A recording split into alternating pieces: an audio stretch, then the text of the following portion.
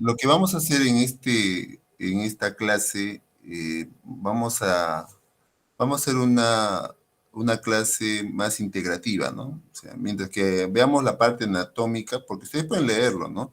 Pero yo voy a explicarle, pues, un poquito, integrar la parte clínica también, ¿no? Lo importante, bueno, tal vez pueda integrar lo que son anécdotas, un poco para que puedan recordar un poco más, ¿no? Y sea un poco más ameno, porque anatomía es un poquito aburridito, ¿no? Ese es el tema que me ha tocado. Y semiología, ¿no? Que es un poquito más dinámico. Bueno, empezamos. Vamos a hablar sobre las glándulas suprarrenales, que para nosotros es importante. Los riñones, un poco de cálicis, vejiga, la próstata, que viene a ser nuestro pan de cada día de los urólogos. Siempre vemos próstata, como ya vi con René, ¿no? Hemos visto también en prácticas que de la consulta lo que más vemos es pues los problemas de próstata. Eh, También epididimo y testículos, que es importante, ¿no? Lo demás lo he recortado, ¿no? Pueden verlo en Smith, ¿no? Básicamente ahí, pero bueno, vamos a hacerlo un poquito más dinámico, esta ponencia. Las glándulas suprarrenales, como ven ahí, están ubicados por encima del riñón, ¿ya? Estas glándulas suprarrenales es importante porque cuando extirpamos los riñones, tenemos también que extirpar normalmente las glándulas suprarrenales, ¿no? Raro que lo dejemos, porque en realidad, si hacemos una nefrectomía izquierda, ya sea por un tumor renal, tenemos que conocer los urólogos la anatomía, ¿no? Saber cuántas las arterias, las venas que pueda tener estas venas y arterias renales, ¿no? Con quién está relacionado. Y justamente está relacionado mucho con las arterias y venas de las glándulas suprarrenales, ¿no? Y es lo que tenemos cuidado. O sea, no solamente es ubicar, saber que el riñón está en el retroperitoneo, sino también es ubicar sobre todo las arterias, el pedículo, como llamamos nosotros, tanto la arteria, la vena y el uréter, para poder retirar el riñón. Si se va a hacer una nefrectomía parcial, lo que hay que hacer también es hacer que por un momento esta irrigación se detenga por un tiempo limitado para que se pueda trabajar en la nefrectomía parcial y después retirar los clamps para que nuevamente circule y no haya problemas, ¿no? Esto cuando son tumores menos de 4 centímetros se puede hacer, y una cirugía laparoscópica cuando hay un tumor renal. Entonces es importante saber los vasos, pero de manera general, ¿no? Y saber que ese es lo más importante, porque todo lo demás es parte técnica, ¿no?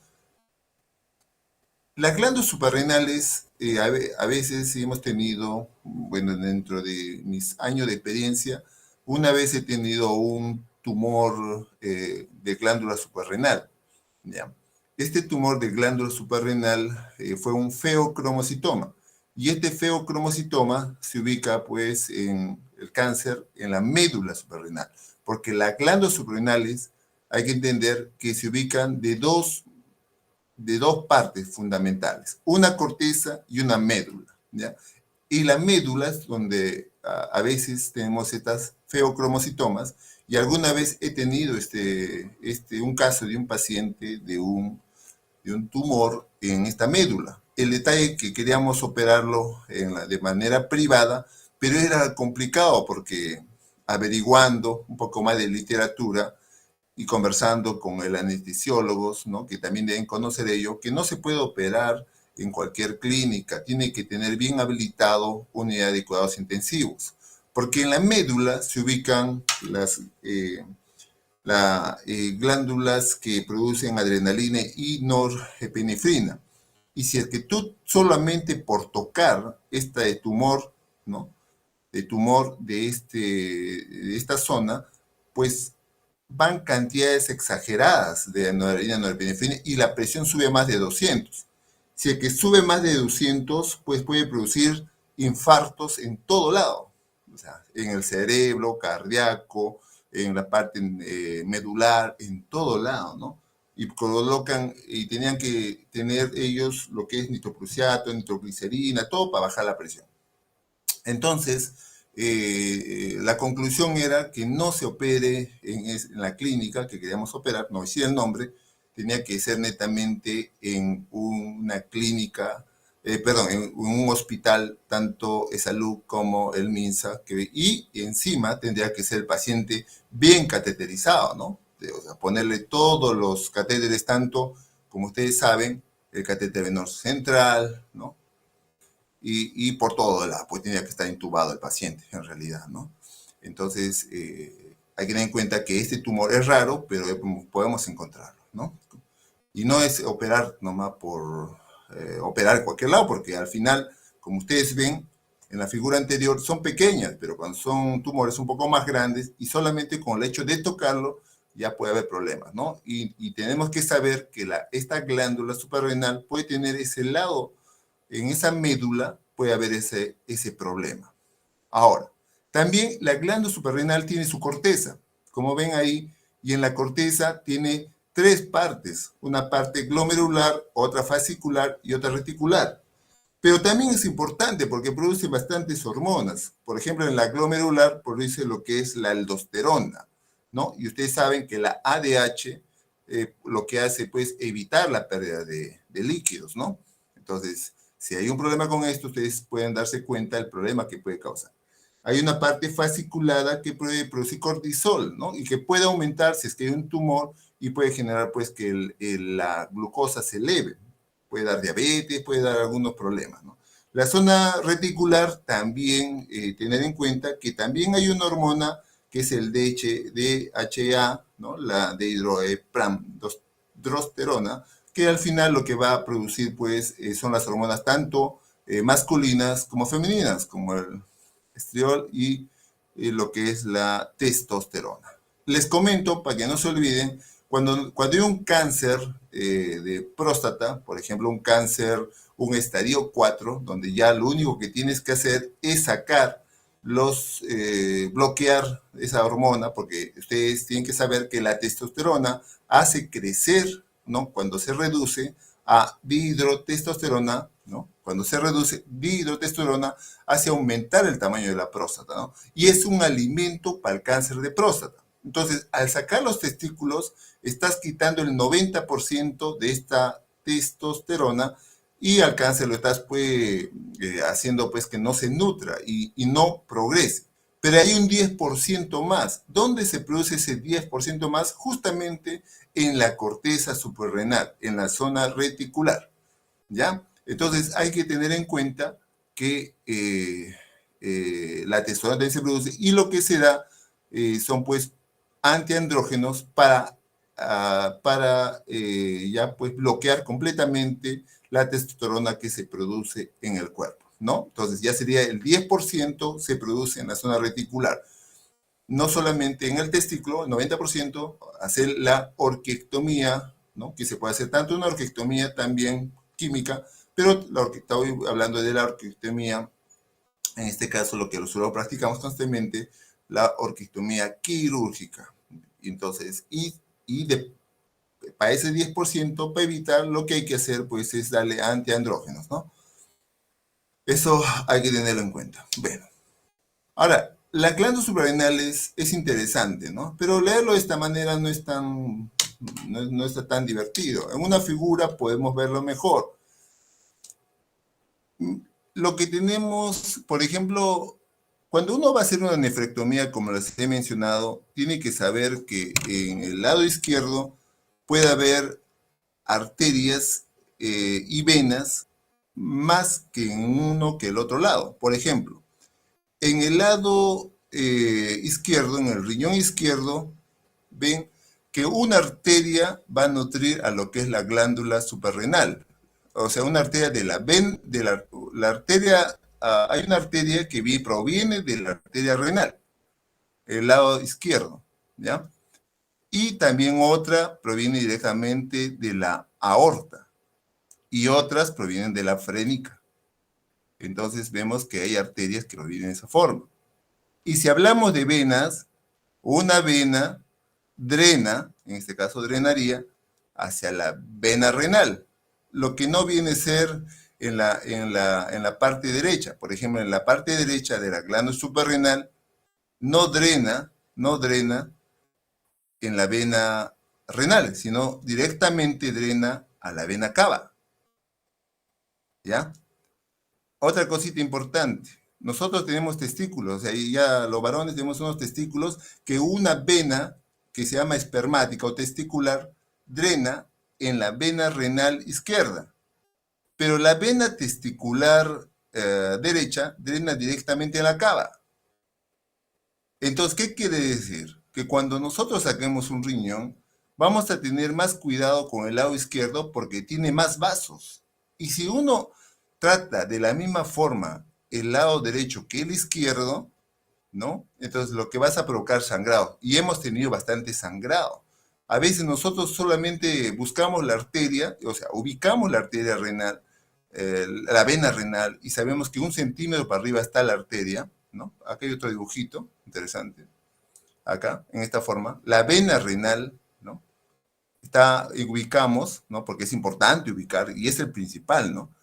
Y ubicamos al lado, a la arteria renal y comenzamos a ligarlo. Y este es lo más importante, sí es lo más importante, pero no quiere decir que los demás afluentes, ¿no? Puedan no sean tan importantes, porque si uno sabe que no solamente hay dos grandes vasos, porque a veces cuando nosotros operamos, buscamos lo principal de ellos, sea en cirugía abierta o cirugía laparoscópica, esos vasos. Sino hay que buscar los pequeñitos, ¿no? Y para eso uno tiene que saber cómo van los vasos, ¿no? Saber que en el lado izquierdo hay más vasos. Y si tú ligas todos esos vasos, no vas a tener sangrados, ¿ya? Tal vez tu cirugía va a ser bien limpia. Eso es importante, ¿no? Más que saber de lo mismo linfático, saber de las venas y las arterias en este caso. Entonces, culminemos con ello, con la gran suprarrenal, y ahora nos vamos en sí a los riñones, ¿no? Propiamente dichos. Entonces, los riñones, sabemos que hay una bolsa peritoneal, ¿no? Un peritoneo anterior y un peritoneo posterior. Los riñones justamente están detrás de este peritoneo, ¿no? Son retroperitoneales, ¿ya? Están en posición oblicua, ¿no? El riñón derecho más abajo que el izquierdo porque el hígado, pues, empuja, ¿no? Al riñón derecho, ¿no? Pero es 1 a 2 centímetros más abajo, ¿no? Nada más. Y pesa cada uno aproximadamente 150 gramos. Y mide más o menos 12 a 14 centímetros, ¿no? Los riñoncitos. ¿Qué es importante de esto, no? Nosotros tenemos que saber que hay dos partes, básicamente, en los riñones. Una corteza y una médula. Cuando ustedes vean ecografías, también van a ver esa parte. Una corteza y una médula, ¿ya? Saber que la corteza es importante porque ahí están, pues, los productores de orina, ¿no? Ahí se encuentran los glomérulos y el sistema colector, como las asas de Henle, ¿no? Están todas las pirámides, ¿no? Está la producción de orina en esa zona. Cuando hay un problema de una insuficiencia renal, es la zona que se adelgaza. Y uno puede mirarlo tanto por una ecografía, por el adelgazamiento que pueda haber.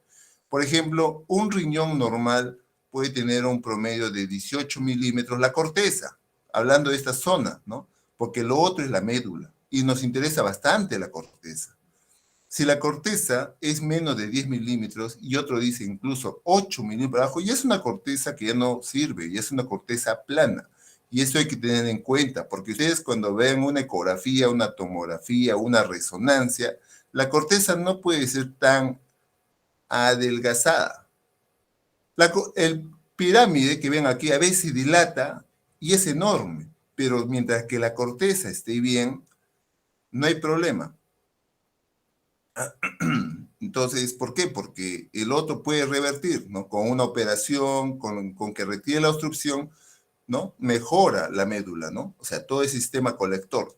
Pero la corteza no. Entonces hay que tener cuidado. Y si uno hace un estudio más complejo, un estudio de medicina nuclear, una gammagrafía renal, por ejemplo, ahí vas a ver la función exacta que tiene esos riñones, ¿no? Entonces hay que saber que esta corteza es muy importante y es lo que miramos principalmente, ¿no? Entonces ahí acá hay un sistema, todo que ustedes ya habrán manejado en su oportunidad en histología, ¿no? Hemos hablado de las arterias, la irrigación, ya hemos conversado de la vena, de las arterias, y bueno. Hablando de las cálices, que viene a ser ahora la médula, ¿no? Ya hemos hablado de la corteza, ahora de la médula. Vemos que hay unas cálices menores, después vienen a ser, hay unas otras cálices mayores, y después forma una pelvis, y después sigue un uréter, y después llega a la vejiga, ¿no? Luego la uretra, y uno expulsa la orina, ¿no? Viene en esa forma. Entonces, saber que hay un uréter que conduce, y este uréter también es importante porque tiene tres zonas. El uréter es importante porque este uréter también saber que mide más o menos 28 a 30 centímetros de longitud. Y nosotros tenemos que saber que mide más o menos 28 a 30, y algunas personas pueden tener un poquito menos, y algunas personas que son más altas, su uréter puede ser mayor. ¿Para qué sirve que un urólogo sepa esto? Sirve para que coloque los stent, los catéter doble J, los pigtail, que colocamos cuando hay un problema de un cólico nefrítico. Tenemos que no saber qué pues catéter colocar. No vas a poner un catéter de 26 de longitud por 6 French, no va pues a alcanzar a una persona que es alta, ¿no? Entonces ya tenemos que medir más o menos y tener una longitud para tal persona, ¿no? Para ello tener un promedio de 28 a 30 centímetros, ¿no? Y en algunos casos puede haber una persona muy altas y una persona muy bajita, ¿no? Pero el promedio son 28 a 30 centímetros, ¿no? Y el trayecto es una S. En el uréter, los cólicos nefríticos que ustedes van a escuchar, y creo que es mi clase en esta oportunidad, salvo que hayan cambiado o hayan recortado el sílabus, hay cólicos porque el cálculo pasa por el uréter y obstruye. Al momento de obstruir no pasa la orina, y si no pasa la orina, el uréter tiene peristaltismo, comienza a contraerse más bruscamente, contracciones, hace espasmo, llega al nervio y genera pues síntomas neurológicos y dolor. Pero tres zonas es donde el cálculo llega y no puede pasar. Y es, en primer lugar, la unión ureteropélvica, ¿no? La parte superior, entre la pelvis y el uréter, la parte superior. Luego viene la parte del cruce de los vasos ilíacos, ¿no? Cuando cruza los vasos ilíacos, también hay una estrechez y también hay cólico en esa zona. Y por último, cuando llega a la vejiga, al ingresar por la parte de la pared de la vejiga, también pues pasa porque esa parte es bien cortita, incluso es entre 2 a 3 milímetros de diámetro, cuando el uréter normalmente su diámetro es de 7 milímetros, ¿no? En algunas partes, otra parte un poco más estrecho, un poco más grande, pero normalmente pues, promedio 6, 7 milímetros, ¿no? Y en esa parte de cuando llega a la vejiga es de 2 a 3 milímetros, por eso que un cálculo de unos 4 milímetros, pues para pasar, pues a pujar, pues, y eso que hay contracciones del uréter, no trata de empujar, y hay un cólico, pues enorme, uno de los cólicos, unos dolores más intensos que hay en el hombre, ¿no? El cólico es muy intenso, incluso más que un parto se menciona. No hay posición antálgica, es uno de los peores cólicos. Y tal vez alguno de ustedes haya tenido un cólico nefrítico en alguna oportunidad, ¿no? Es muy probable. Y esos dolores sí son muy fuertes. Para resumir, ustedes tienen que saber que la parte interna de todo el sistema colector, ¿no? Del sistema conductor de orina, sea las cálices, menores, mayores, la pelvis, el mismo uréter, la vejiga, la uretra, está con un revestimiento, un epitelio de transición. Por eso le llama el urotelio el urotelio o epitelio de transición, ¿no? Urotelio o epitelio de transición, ¿no? Por eso van a encontrar muchas veces ustedes en cánceres, cáncer del urotelio, ¿no? O cáncer de transicional, ¿no? Cuando vean eso es porque se está refiriendo a un cáncer a la vejiga, o un cáncer al uréter, o un cáncer a la pelvis, o un cáncer a las cálices, o un cáncer a la uretra, ¿ya? Todo esto tiene su revestimiento de células transicionales, ¿ya? El epitelio, la primera partecita, ¿no? Vejiga.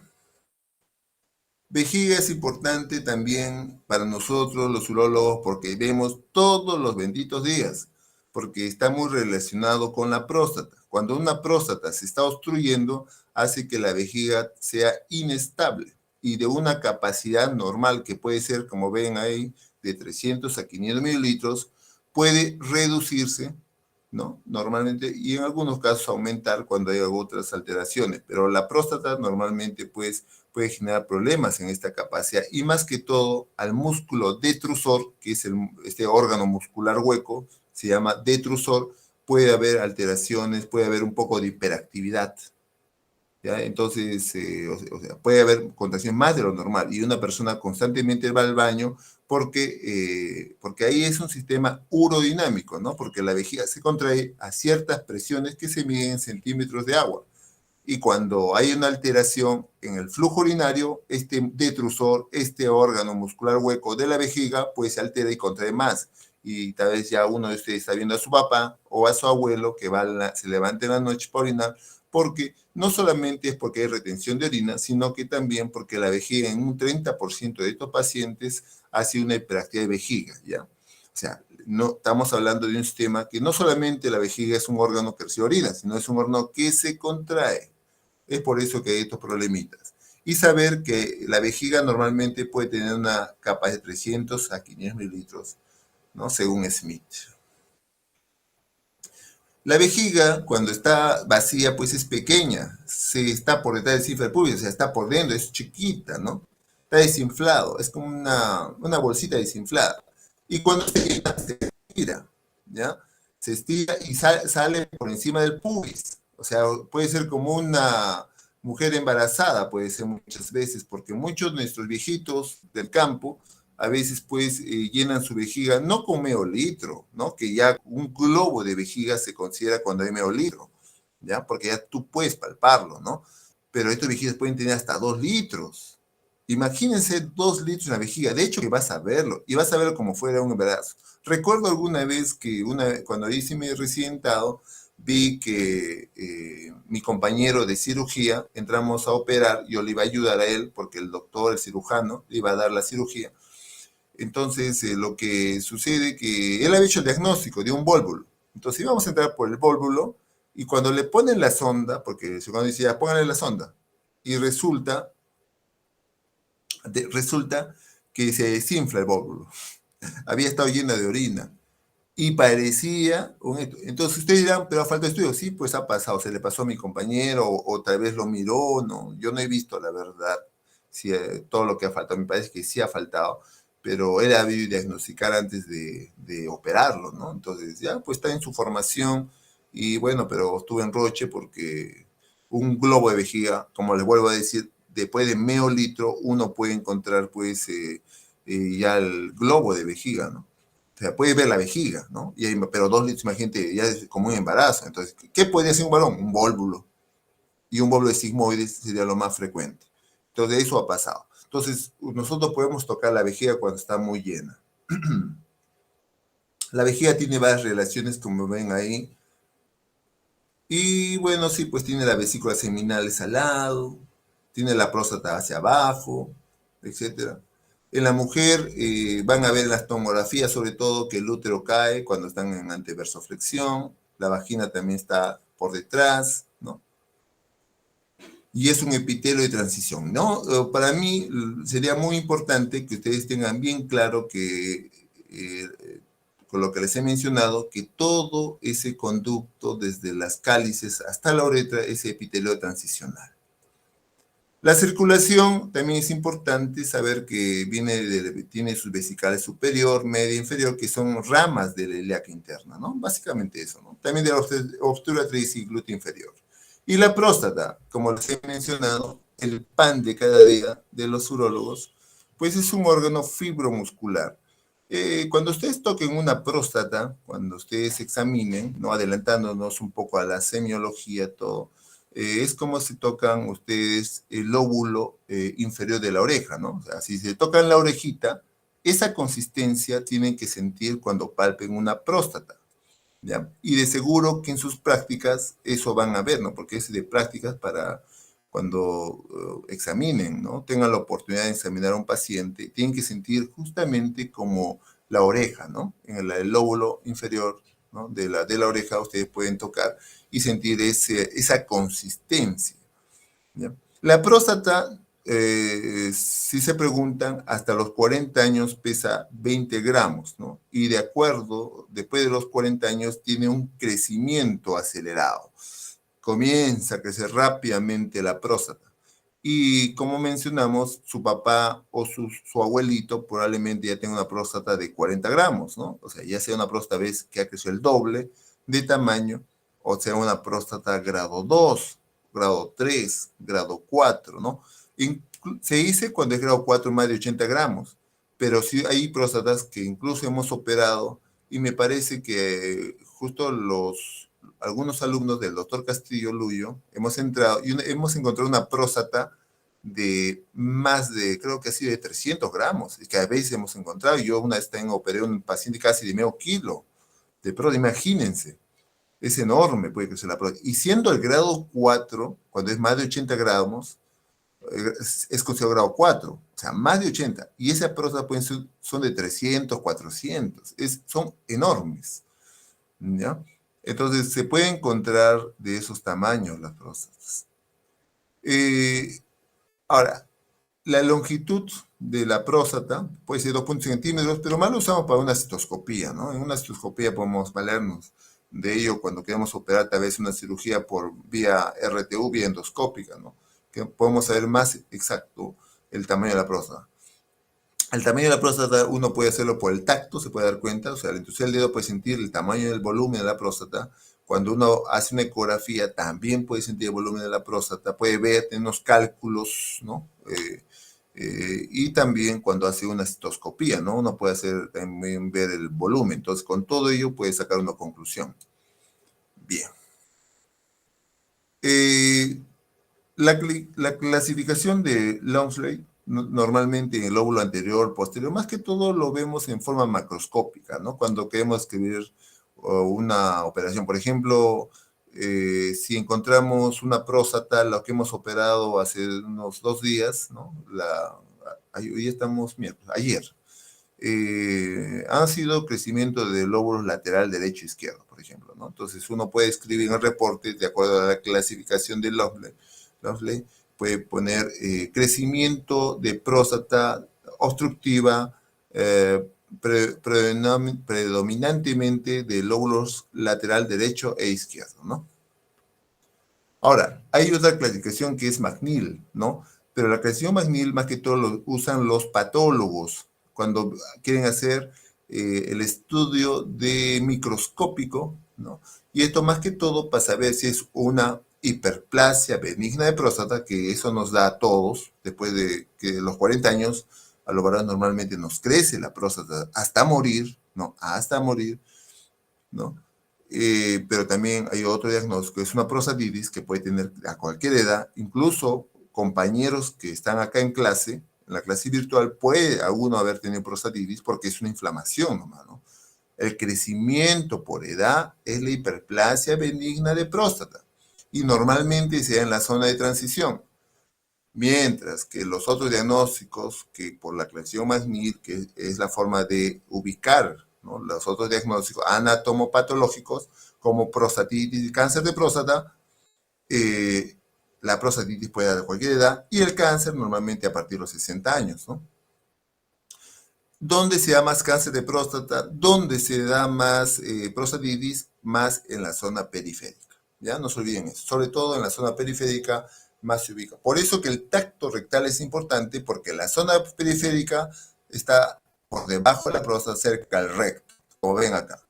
La zona periférica es la parte azul y esta parte es bien extensa, ¿no? Y menos mal que está por una zona que puedes palpar, ¿ya? Por eso cuando hay cánceres, como he mencionado a mis alumnos, para descartar cáncer de próstata, básicamente son 2 estudios. Tacto rectal, ¿no? Porque lo que estoy enseñándoles a ustedes, que la zona periférica, lo que tienen que ver, y el PSA total, ¿ya? Nada de que ecografías, no, no, no, no, que veo zonas hipogénicas, claro, es importante para hacer las biopsias, sí. Y ahí normalmente en las zonas hipocénicas es donde se desarrolla el cáncer. Pero no, es más que todo que puede confundir con una prostatitis, es más que todo un tacto rectal y PSA. La ecografía de vejiga y próstata, y incluso un estudio que se llama uroflujometría, que es un estudio computarizado, es para ver la parte obstructiva. O sea, lo que el paciente dice, orino varias veces en la noche, chorro más delgado, ¿no? Entonces, para ver si hay retención de orina, se ve con ello. Pero lo que quiero que quede para ustedes es que la próstata, la hiperplasia, que es el desarrollo benigno por la edad, es en la zona transicional, y el desarrollo maligno de la próstata en la zona periférica. Y en la zona periférica es bueno palparlo con el tacto. Por eso es importante el tacto, ¿ya? La irrigación es, más que todo, el más importante es la arteria vesical inferior. También se ha explicado cuando hemos operado, les he tratado de orientar a sus compañeros cómo la vesical inferior se ingresa justamente entre la vejiga, las ramitas, el pedículo, ¿no?, de la próstata, se da más entre el cuello de la vejiga y el inicio de la próstata, ¿no? Entonces ahí es donde hay que poner, pues, tanto que sea una cirugía retropúbica o una cirugía transvesical como vieron, ¿no? O sea, lo que uno tiene que hacer es ubicar esa arteria o donde aproximadamente pueda estar, ¿no? Anatómicamente puede estar y darle puntos ahí. Y con eso calmas el sangrado, ¿no? El epidídimo, una zona que se inflama bastante, que está que es la continuación del testículo, ¿no? Hay bastantes enfermedades como quistecitos, pero la mayoría son benignos, ¿no? Yo no he visto un cáncer de epidídimo. Y si hay, será pues 1 en 15 millones, ¿no? Es bastante. Yo no he visto hasta el momento.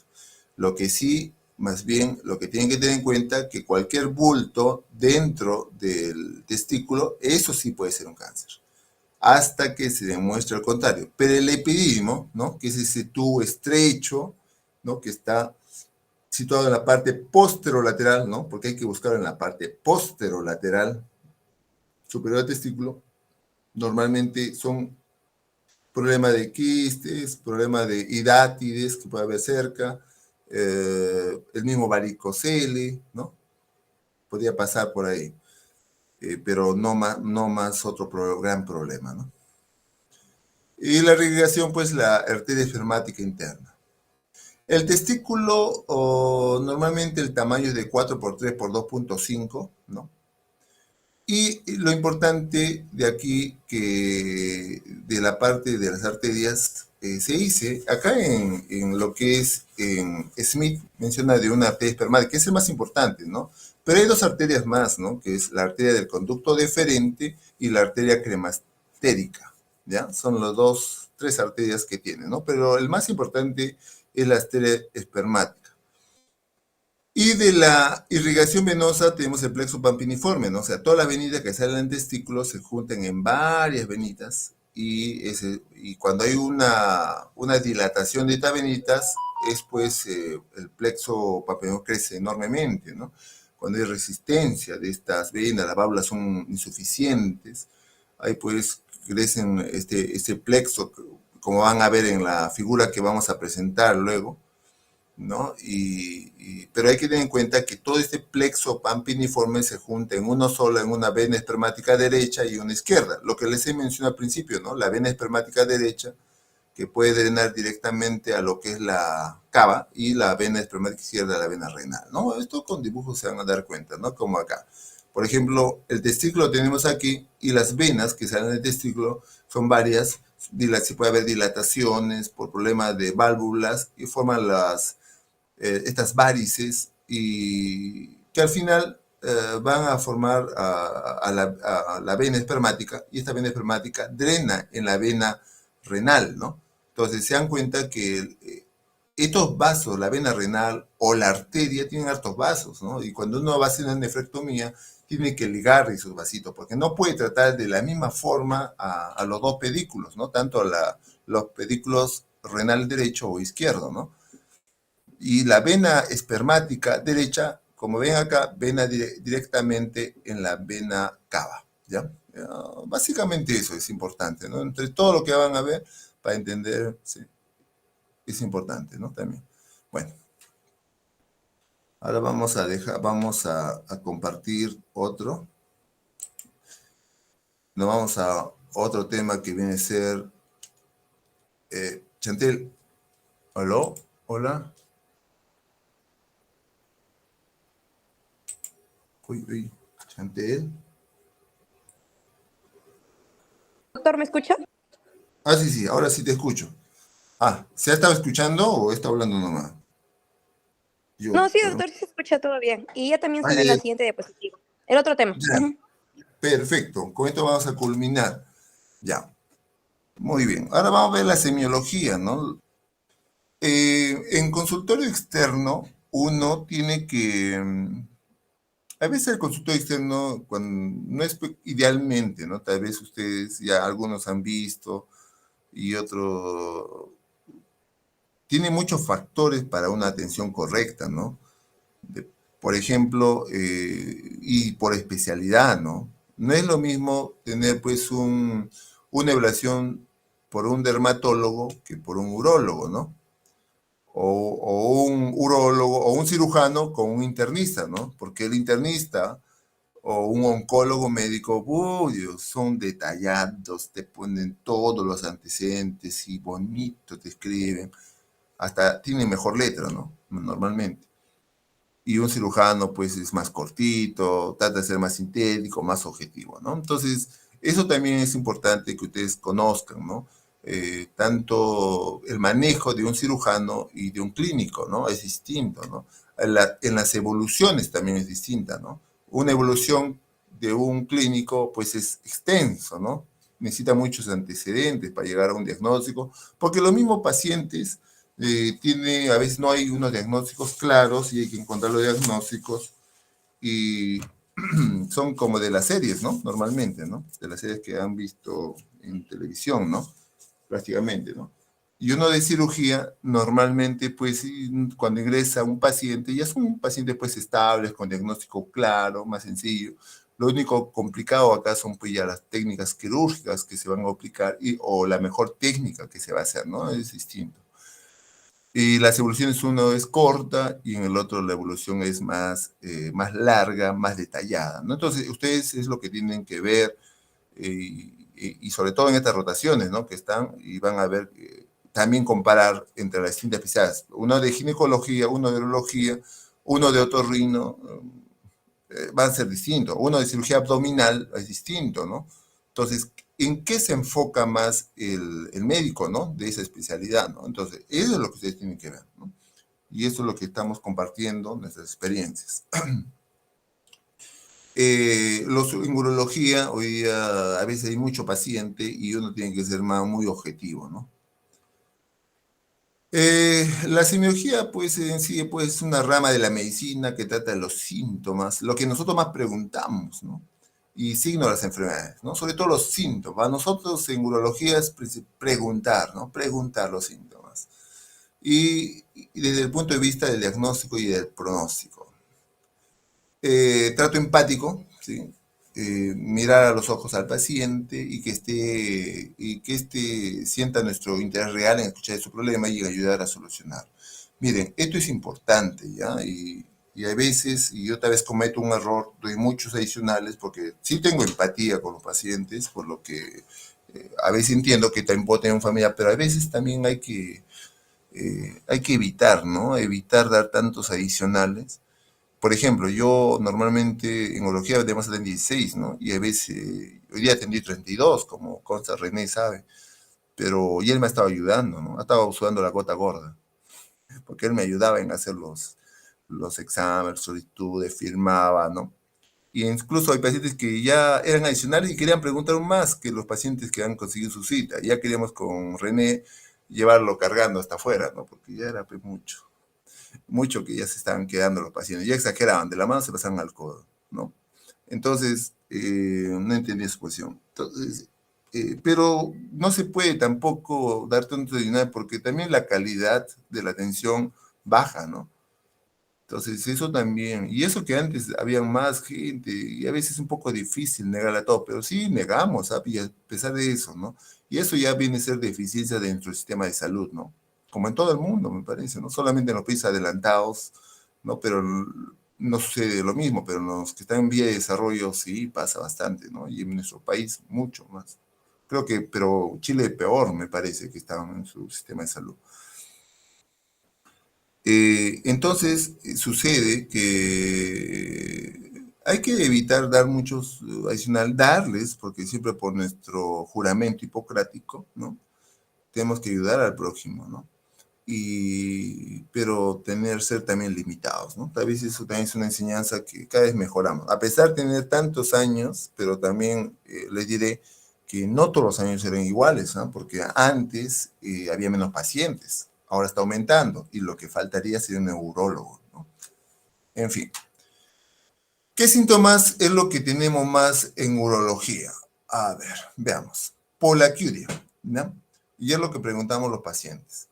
La polaquiuria, cuando ustedes van a colocar este síntoma en la historia clínica, pues se refiere al aumento de las emisiones en un periodo de 24 horas, ¿no? Tal vez una persona orinaba 5 veces por día, 6 veces, y ahora está orinando pues 12 veces, ¿no? Entonces ya polaquiuria, ¿no? Eh, Normalmente se considera cuando hay 8 micciones en el día, ¿no? Porque hasta 8 veces puede considerarse. Por eso ustedes le dicen cuánto orina durante las 24 horas o cuánto en la mañana o cuánto en la noche. Entonces sacan un cálculo y ya pues se pueden dar si es polaquiuria o no. Nicturia, el síntoma, le diré, principal de un prostático, ¿no? Cuando un prostático tiene bastantes síntomas, ¿no? Como disminución de chorro, estranguria, ¿no? Y otros.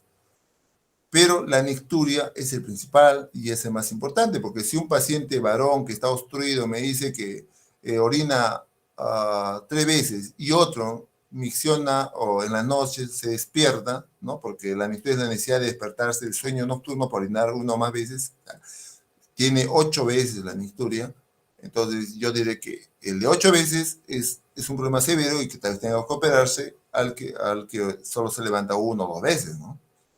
Entonces, también me ayuda a valorar, ¿no? Y tengo que saber que este es el principal síntoma de un prostático. Pero no solamente eso, sino tiene que estar aunado, pues, a la disminución de la fuerza miccional o que el chorro sea más delgado, ¿no? Pero la nicturia tiene que saber eso y la polaquiuria. Tenesmo, ¿no? También que viene a ser en los prostáticos, pero también cualquier otro problema, una infección urinaria puede tener tenesmo. ¿Qué es un tenesmo? Definida como la percepción constante de lesión miccional. También puede entenderse como la sensación de necesidad de continuar la micción cuando está ya concluida. Pues cuando están irritados, inflamados, puede suceder este problema. Urgencia. Urgencia miccional sería, ¿no? Deseo imperioso e impostergable de orinar, muy comúnmente de inicio súbito y con cesión inminentemente de pérdida involuntaria, ¿no? Muchas damas pueden tener este problema, incluso no solamente mayores, ¿eh? También menores, y también alguna de ustedes puede tener este problema de estar orinando. Y quién sabe, ahorita ya está yendo al baño o está en el baño pues con el celular, ¿no? Bueno, pues puede suceder este problema. Les cuento que hay veces la urgencia miccional y la vejiga, lo que les he mencionado, se torna inestable, no necesariamente por una infección, no necesariamente porque una próstata genera obstrucción y la vejiga se torna inestable y hay urgencia, sino también con los años, tanto varón como mujer, cuando envejecemos, podemos tener, después de los 60 años, un problema de hiperactividad vesical, así como otras enfermedades como son Parkinson, como ACVs, algún tumor cerebral, todo problema, lesiones por encima del centro pontino, puede haber estos problemas de urgencia miccional. ¿Ya? Entonces, es muy frecuente. En jóvenes también puede haber, pero ya son casos pues ya menores y ya más problemas tenemos cuando envejecemos, ¿no? Incontinencia. Pérdida involuntaria de orina en cualquier circunstancia y de cualquier volumen que produce un problema social e higiénico para el paciente, ¿no? Puede ser uretral, secundarias a patologías vesicales o esfinterianas o extrauretral secundario a fístulas, ¿no? Que es el más severo. Fístula es pues que te sale la orina todo el día, ¿no? Y hay que operar inmediatamente porque nadie va a aguantar que estés sentado si te está saliendo la orina. Estás recostado, te está saliendo la orina, ¿no? Y las incontinencias pues, pueden ser leve, moderados, severos, distintos grados, distintas formas de manejarlo con pastillas, ejercicios de Kegel y algunas operaciones para mejorar esta incontinencia o tratar esta incontinencia, ¿no? La enuresis, pérdida involuntaria de orina durante el sueño, ¿no? Y se escapa la orina y principalmente se ve en niños las enuresis nocturnas, más que todo por falta de maduración del sistema nervioso de la vejiga, ¿no? Se dice que si un niño está orinándose en la cama, a veces le dicen, no, porque se ha asustado, porque el profesor le está haciendo asustar y hay que ir al psicólogo, puede ser, pero también hay que tener en cuenta que por la falta de maduración del sistema vesical puede haber este problema y hay que tratarlo con tal vez antimuscarínicos, beta-3 agonistas u otro tratamiento para corregir este problema. Y no al pobre niño decirlo, no te orines, porque eso ya es inevitable, ¿no? Disuria.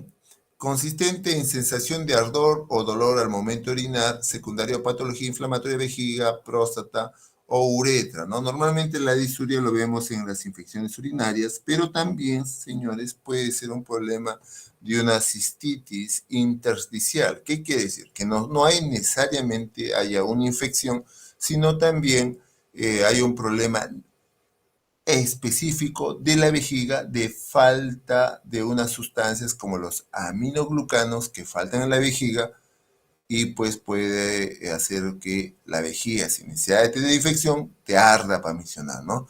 Y es bien terrible porque hay que darle sustancias como el mirón, que es carísimo, o hacer instilaciones en la vejiga, eh, como ácido hialurónico, o tomar algunos medicamentos como amitriptilina, gabapentina, vitaminas, etcétera. Bueno, es más de especialidad, pero la disuria no necesariamente puede ser por un problema infeccioso, ¿no? Que normalmente es, y mejor que sea de un problema infeccioso a que sea ya un problema sin infección, porque si es una desinfección, uy, ese día es un problema crónico, pero si es un problema por infección, una disuria, un ardor para orinar, pues con un antibiótico, un analgésico ya se te va el problema y es tranquilo.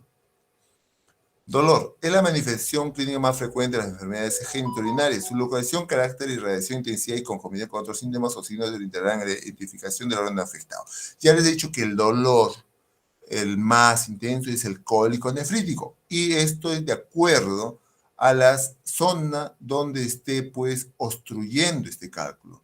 Y como se ha mencionado, tenemos en la zona piel ureteral, después tenemos cuando sigue bajando el cálculo, en la zona de los vasos ilíacos, de más abajito, justo por entrar en la pared de la vejiga, cuando va a llegar a la cavidad vesical, en la zona intramural.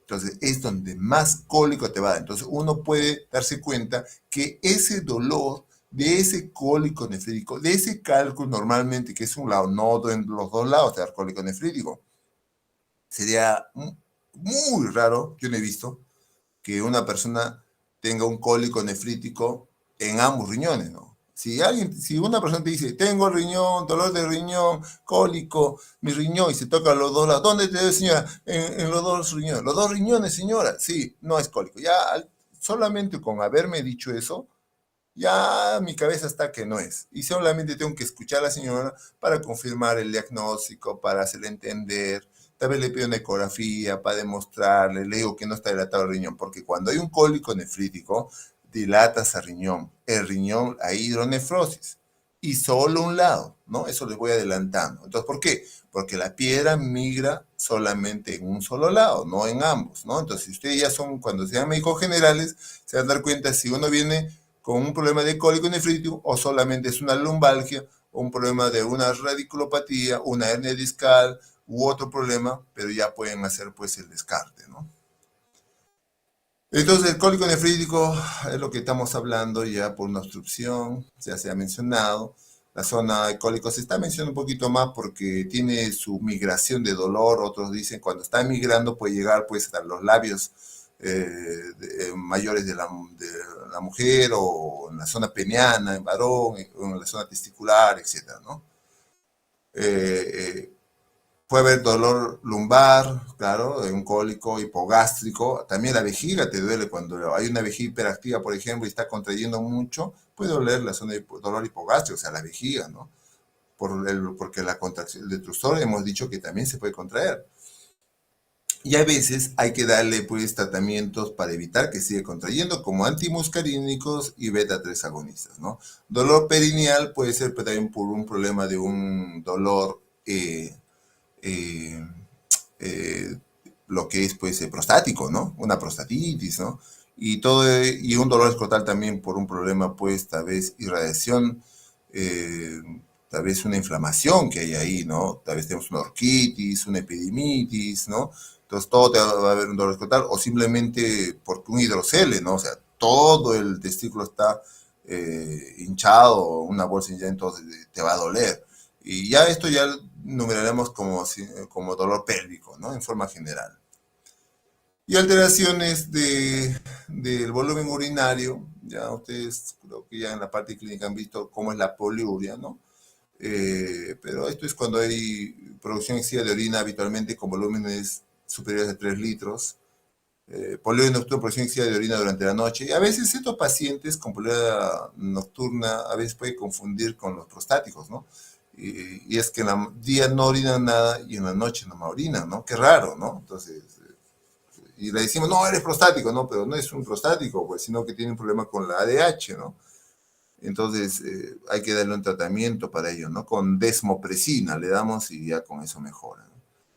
Oliguria, disminución de la producción de orina por menos de 0,5 por kilo por hora, habitualmente aceptado como menos de 400 cc de orina en 24 horas. Sobre todo los que están mirando oliguria, todos son pues los internistas, sobre todo los usiólogos y nefrólogos, ¿no? Nos interesa más. Nosotros los urólogos pues somos más, no vemos tanto ello. Cuando vemos un problema de renal lo estamos derivando a los nefrólogos, internistas o usiólogos para que manejen, ¿no? Porque el manejo pues ya es más estricto, ¿no? Nosotros somos más quirúrgicos.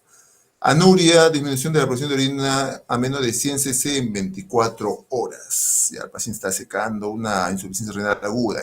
Como ejemplo, puede suceder, por ejemplo, pacientes que son operados por RTU monopolar, porque hay RTU monopolar, hay RTU bipolar plasma y hay cirugía hoy en día láser, ¿no? Láser verde, láser holmium y láser holmium HOLEP, ¿no? Que se puede hacer, pero donde hay problemas, y estos problemas síndrome post-RTU que puede llegar a insuficiencia renal aguda en una operación son con el RTU monopolar, porque utilizas agua estilada, ¿no? Para esto. Entonces esto conlleva a que puede ingresar por la perforación que has hecho en la cápsula, puede ingresar al torrente sanguíneo y los glóbulos rojos reventarlos, ¿no? Se hinchan los glóbulos rojos porque le da harto líquido y revientan y todo el grupo en comienza a taponar los glomérulos y comienza ya no funciona el riñón y va a ir a diálisis. Estos pacientes van a UCI, ¿no? Y terminan en diálisis, pero diálisis temporales, ¿no? 3, 5 diálisis y ya se mejoran, pero también podrían morir, ¿no? O sea, no hay que también sobreestimar, pero esto, ¿cuándo se ha visto más? El síndrome post-RTU se ha visto cuando hay operaciones con RTU monopolar. Felizmente ya no estamos utilizando mucho este sistema. El aspecto de la orina puede ser turbia, normalmente puede ser en orinas con infección, puede haber también orinas con cálculos, hematuria, lo que normalmente vemos, pero el urólogo más ve lo macroscópico que lo microscópico, ¿no? Si es lo macroscópico, normalmente pues es por tumores, y uno lo ve los tumores. Si es microscópico, aparte que puede ser por una inflamación de la vejiga, ¿no? Que también puede ser por tumores, claro, ¿no? Pero si con una cistoscopía o una ureteroscopía miras y no hay nada, puede ser netamente el riñón, porque el riñón también se puede enfermar y puede eliminar hematíes, ¿no? De ahí una hematuria. Entonces, la parte microscópica normalmente lo ve pues un nefrólogo, ¿no? Los urólogos más vemos la parte macroscópica. Coluria, pues el tinte que puede haber, ¿no? Me tomo una fenazopidilina, por ejemplo, que es un excelente analgésico, puede pintar de un color anaranjado la orina. Fecaluria, felizmente no he visto, pero alguna vez, no, felizmente no he tenido ese caso, que haya operado yo, pero una vez he visto un paciente de Chile que vino a consulta, cuando antes trabajaba en la Solidaridad, hubo un paciente que llegó con una colura, orinaba, pues era medio marrón esa orina, y yo le hice una estoscopía y vi que cómo se había conectado, y nunca he visto, no sé cuál fue la agresividad con la operación que ha tenido, pero había pasado al recto. O sea, al enuclear la próstata, le había perforado la zona rectal y estaba saliendo heces, ¿no? Este tratamiento ya tiene que hacerle colostomía y ya para que cierre, ¿no? La parte uretral prostática, ¿no? Un caso un poquito feíto. Única vez que vi, bueno, ya lo mandé a su hospital porque eso tiene que manejarlo el que lo operó normalmente, ¿no? También lo podemos operar, pero tiene que ser en hospital, ¿no? Y hospital de origen, de preferencia, ¿no? En este caso en Chile, ¿no? El examen físico, a veces con el examen les voy contando que el riñón es un poco difícil palparlo, ¿ya? Salvo que haya un tumor renal, ¿no? Donde puedes palparlo fácilmente, ¿no? Y es una forma, como ven en la primera lámina, para palpar, ¿no? Más bien cuando hay ah, eh, una pielonefritis, normalmente duelen los dos riñones, golpeas ahí en la zona del ángulo costovertebral, ¿no? Da golpecitos y es un dolor exquisito, ¿no? Fimosis, balanoposthitis, que van a ver también, la fimosis pues hace que no salga el glande, puede ser adquirida o puede ser ya de nacimiento, ¿no? Lo que hay que hacer es hay que recortarlo, ¿no? Para que salga el glande, ¿no? La circuncisión. Balanoposthitis también vemos, es sencillo reconocer una balanoposthitis porque todo el glande, todo el prepucio está rojo, o sea, todo está eritematoso. En cambio, cuando hay un herpes, por ejemplo, son por zonitas, ¿no? Son como esas vesiculitas, son como unas uvitas que están pues dispersas, ¿no? Y zonas sanas, zonas rojitas, ¿no? Pero cuando es todo, esa es una balanitis, ¿no? Normalmente. El herpes, en cambio, como ven acá, es pues poco, ¿no? Pueden ver zonas limitadas, ¿no? Se ve zona sana y un poquito, ¿no? El examen testicular, pues ya les he mencionado que el testículo y el varón tienen que examinar sobre todo en que hay cáncer testicular entre los 15 y 40 años, donde se presenta frecuentemente, tiene que examinarse el varón, ¿no? Así como las damas se examinan la mama, si es que hay un nodulito por ahí, el varón también tiene que examinarse el testículo para encontrar un nodulito que puede ser eh, muy peligroso, ¿no? Podemos estar hablando de un cáncer, un tumor testicular no seminomatoso, por ejemplo, un teratoma, y estos teratomas será un nodulito por afuera, pero por dentro invade los grandes vasos y puede hacer pues tremendas lesiones, tremendos teratomas, ¿no? Es espectacular. Cuando vean recién nacidos, evalúen a los niños las bolsas escrotales, ya no se olviden, o sea, no solo miren el penecito y el testículo, no, traten de buscarlo, ¿no? Y si no, piden ecografías o hagan una ecografía, ¿no? Para encontrar, ¿no? Testículo no descendido, porque si no lo operas, hasta el año y medio va a haber problemas con la espermatogénesis, ¿no? Y no es difícil tampoco examinarlo. Y si no lo palpan, piden ecografía, ¿ya? Y hagan que pues no tenga problema más adelante el niño, porque imagínense, ya ha pasado varios casos que no se examina y a veces no se palpa, ¿no? Y incluso nosotros mismos cuando ahí testículo nos dicen, no palpamos.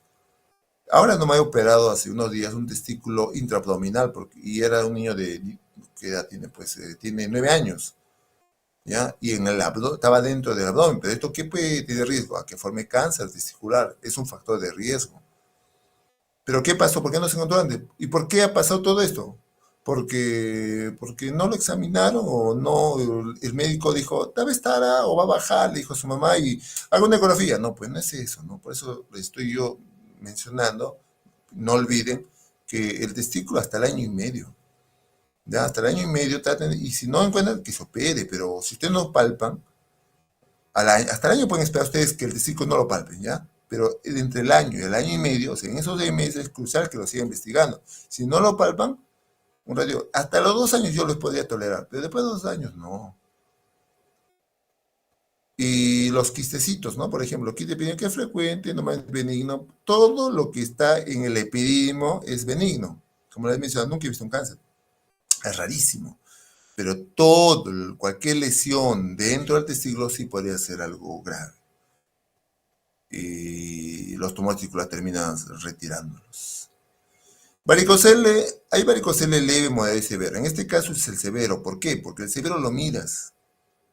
El testículo, el varicocele severo normalmente tiene una sensación de pesadez, ¿ya? Pero uno lo puede mirar. Mira cómo ven las venas todas dilatadas. Al final ve como unos gusanos que estuvieran ahí. Entonces, pero ¿por qué es importante tratar el varicocele? Porque si un paciente tiene un problema ¿cómo se llama esto? Problema de fertilidad y su conteo espermático tiene espermatozoides forma, probablemente porque tenga varicocele, ¿no? Y si ustedes ven que tiene varicocele este paciente, tiene que operarse para que mejore su espermatograma. ¿Por qué? Porque estas varices generan pues calor, ¿no? Y el testículo es escrotal o sale de la parte abdominal para bajar por lo menos 1 grado centígrado, ¿no? Porque si no el testículo ya no desarrolla, se hace pequeño. Por eso cuando hemos sacado ese testículo, ese niño de 9 años, era un testículo menos de 1 centímetro, era pequeñito y está en el abdomen. Y le hemos sacado, ¿por qué? Porque ese es un testículo que puede generar más adelante cáncer, ¿no? Más que todo por eso, preventivo. Pero cuando hay un varicocele, el testículo comienza a ser pequeño, pero sobre todo se altera la espermatogénesis. Por eso es bueno detectar. Si ustedes ven eso y preguntan, ¿usted tiene hijos? ¿Qué edad tiene? Tengo 38. ¿Ah, tiene hijos? No, no puedo. Ah, caramba. Hágase un espermatograma, tiene varicocele el señor. Si es que usted sale el conteo espermático bajo, le recomendamos vayan a un neurólogo, vayan a un doctor casi, le recomiendan y ya pues se le va a solucionar su problema. Fácil. Enfermedad de Peyronie. Esta enfermedad de Peyronie sucede que hay incurvatura. No es que sea tan raro el caso, ¿ya? Pero este caso pueden encontrarlo donde el paciente va a referirlos que al erectarse su pene, su miembro, tiene una curvatura, ¿no? Y que a veces les hace complicado tener una relación sexual. Y cuando es el primer año normalmente duele, ¿no? Ya cuando ya es crónico, ya deja de doler, pero a veces ya no pueden tener relaciones sexuales, ¿no? Ese problema. ¿Por qué? Porque a veces cuando uno ha tenido una relación sexual y ha tenido un conejito por ahí, es porque se ha roto la túnica albuginia, se ha lesionado bueno, pues ha cicatrizado mal y forma una cicatriz grande y eso genera que se doble el pene, ¿no? Entonces, este es un tratamiento primero médico y si no, onda de choque también puede funcionar y por último ya es cirugía, ¿no? Y eso sería todo. ¿Alguna pregunta? 9:38, 1 hora.